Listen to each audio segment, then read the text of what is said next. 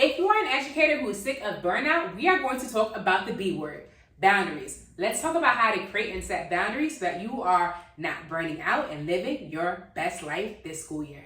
Let's get it started.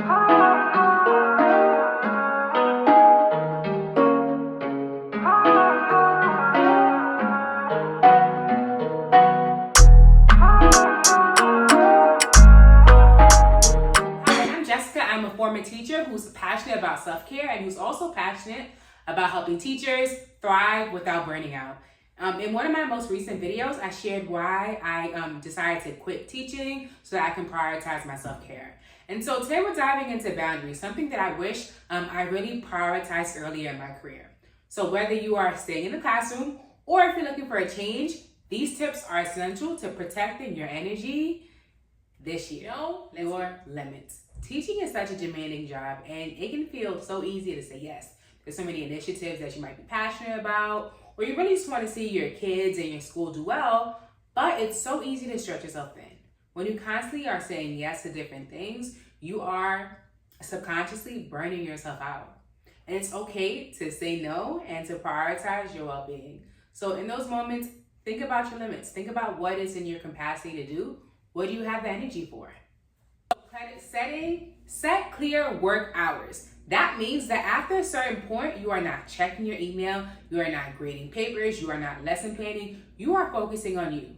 It's important to set these hours and also stick to them, right? That is how we are honoring our boundaries. That is how we are honoring our time and not pouring in that time into something else or to our jobs. Communicate your boundaries. It's not enough to have your boundaries. It's not enough to have the limits on when you will or won't lesson plan or grade papers, but the people around you also need to know what those boundaries are. So you need to be communicating your boundaries with your students and your parents as well. You need to let your parents know when you're available for extra help or what are the ways in which you can help their students. Does that look like sending home like an extra practice packet? Some teachers have like YouTubes where they have practice videos where students can follow along. What does that extra help look like, right? And so it's important to be upfront with the ways in which you will be supporting families so that families can honor your boundaries as well. Prioritize your self-care. Self-care is not being selfish. Self-care is necessary. It's not a reward that you get for having a tough day or a tough week. It's something that is guaranteed. It's a right that you have as a teacher. You have such a demanding job and you are pouring into so many people throughout the day that you also need to pour into yourself too. So decide, what does your self-care look like? What is your recharge activity that makes you feel rejuvenated and feel ready to go?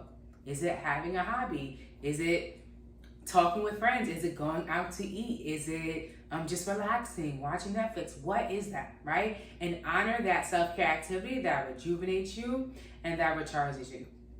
For more ideas on different self-care activities, be sure to follow some other videos that I have for self-care essentials. And you can also check out the videos that I have linked below as well. Bonus tip, something that has really leveled up my self-care game is also just reading about boundaries and how to make sure that I am setting them and reinforcing them in all areas of my life. So there are two books that are really great reads when it comes to just really setting and becoming a boss with your boundaries.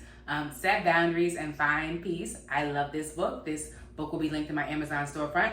But this book is really great about defining boundaries in each aspect of your life, and it gives you examples for how you can frame your boundaries to others.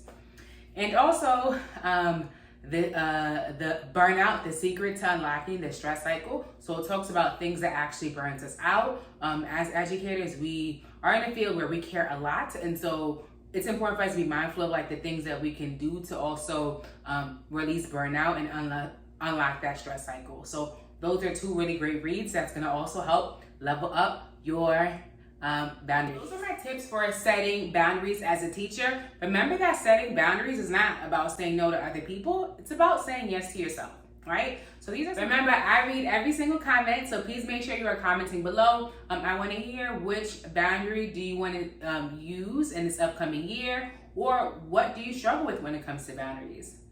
If there are any other videos that you'd like me to make, please let me know by commenting below. And if you stayed all the way to the end, we are besties, so go ahead and hit that subscribe button. Catch you guys next time.